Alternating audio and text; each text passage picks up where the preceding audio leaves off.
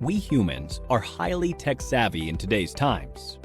With the extensive use of the internet and modern technologies, there is a massive challenge in protecting all our digital data, such as net banking information, account credentials, and medical reports, to name a few.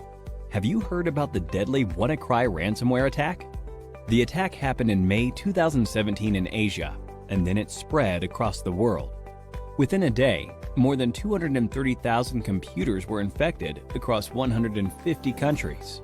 The WannaCry cryptoworm encrypted the data and locked the users out of their systems. For decryption of the data, the users were asked for a ransom of $300 to $600 in Bitcoin.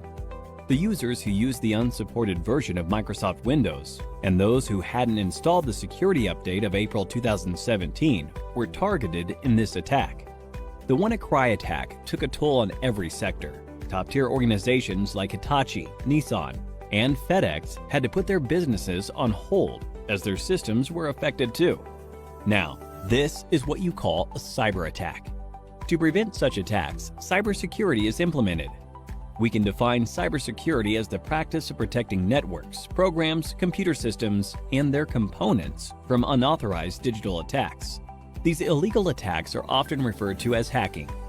Hacking refers to exploiting weaknesses in a computer network to obtain unauthorized access to information.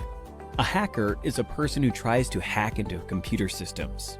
This is a misconception that hacking is always wrong. There are hackers who work with different motives. Let's have a look at 3 different types of hackers. Black hat hackers are individuals who illegally hack into a system for monetary gain. On the contrary, we have white hat hackers who exploit the vulnerabilities in a system by hacking into it with permission in order to defend the organization. This form of hacking is absolutely legal and ethical. Hence, they are also often referred to as ethical hackers. In addition to these hackers, we also have the gray hat hackers. As the name suggests, the color gray is a blend of both white and black. These hackers discover vulnerabilities in a system and report it to the system's owner, which is a good act. But they do this without seeking the owner's approval. Sometimes gray hat hackers also ask for money in return for the spotted vulnerabilities. Now that you have seen the different types of hackers, let's understand more about the hacking that is legal and valid, ethical hacking, through an interesting story. Dan runs a trading company.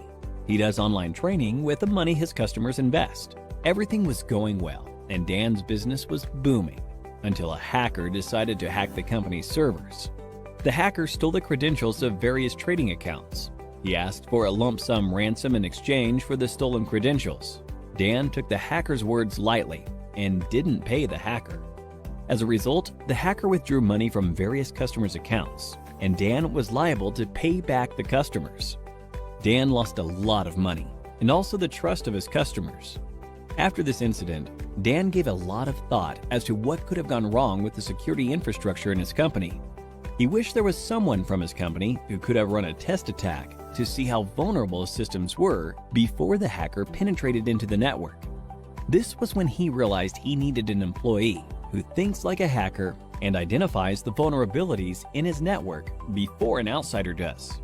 To do this job, he hired an ethical hacker, John. John was a skilled professional who worked precisely like a hacker. In no time, he spotted several vulnerabilities in Dan's organization and closed all the loopholes. Hiring an ethical hacker helped Dan protect his customers from further attacks in the future. This, in turn, increased the company's productivity and guarded the company's reputation. So, now you know hacking is not always bad. John, in this scenario, exposed the vulnerabilities in the existing network, and such hacking is known as ethical hacking. Ethical hacking is distributed into 6 different phases.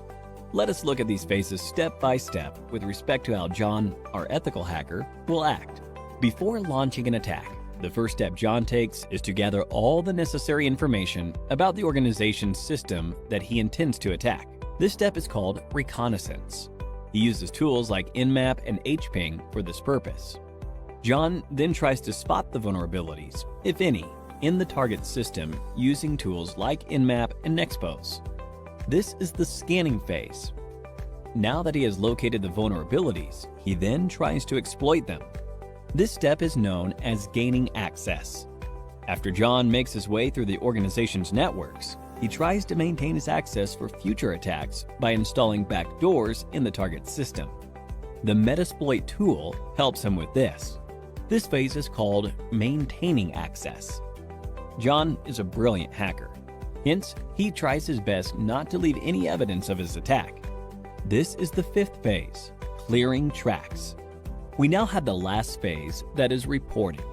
In this phase, John documents a summary of his entire attack, the vulnerabilities he spotted, the tools he used, and the success rate of the attack. Looking into the report, Dan is now able to take a call and see how to protect his organization from any external cyber attacks. Don't you all think John is an asset to any organization? If you want to become an ethical hacker like John, then there are a few skills that you need to acquire.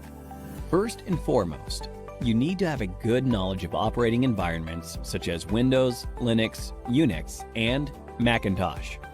You must have reasonably good knowledge of programming languages such as HTML, PHP, Python, SQL, and JavaScript. Networking is the base of ethical hacking, hence, you should be good at it. Ethical hackers should be well aware of security laws so that they don't misuse their skills. Finally, you must have a global certification on ethical hacking to successfully bag a position of an ethical hacker like John. Few examples of ethical hacking certification are Certified Ethical Hacker Certification, CEH, CompTIA Pentest Plus, and Licensed Penetration Tester Certification, to name a few. Simplilearn provides a cybersecurity expert master's program that will equip you with all the skills required by a cybersecurity expert. The endless growth of technologies in this area is directly proportional to the number of cybercrimes. Cybercrimes are estimated to cost $6 trillion in 2021. Hence, to tackle these cybercrimes, organizations are continuously on the lookout for cybersecurity professionals. The average annual salary of a certified ethical hacker is $91,000 in the US and approximately rupees 7 lakhs in India.